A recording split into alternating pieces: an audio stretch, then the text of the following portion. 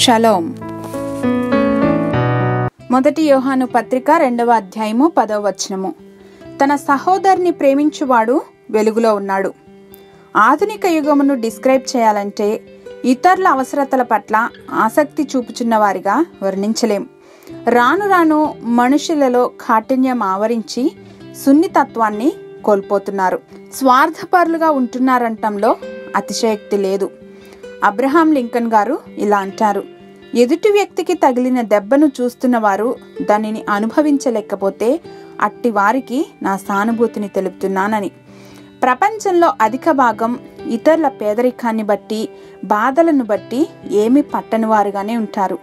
దీనికి కారణం చాలా వరకు పునర్జన్మ అనుభవాలు లేకపోవటం, క్రీస్తు ప్రేమ వారి హృదయాలను స్పృశించకపోవటం వల్ల మానవ హృదయాలు రాతి గుండెలుగా మొద్దుబారిపోతున్నాయి. వీటన్నింటికీ ఒక్కటే, మనం విమోచింపబడి దేవుని ఎదుట సరైన రీతిలో నడవగలిగితే తోటి వారి పట్ల సున్నితత్వాన్ని అలవర్చుకోగలుగుతాం. దైవిక ప్రేమను ప్రతిబింబించే వారిగా ఉండగలుగుతాం.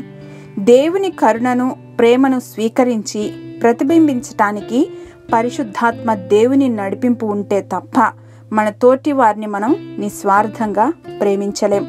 తండ్రి, మా తోటి వారి బాధలను చూసి స్పందించగలిగిన హృదయాలను, అటువంటి సున్నితత్వాన్ని మాకు అనుగ్రహించండి. తద్వారా మీరు మాలో ఉంచిన ప్రేమ వెలుగులను ఇతరులపైన, ప్రేమకు నోచుకొని తోటి వారిపైన ప్రసరించగలిగిన శక్తిని అనుగ్రహించమని యేసయ్య నామములో వేడుకొని పొందుకొని నమ్మ తండ్రి. ఆమెన్.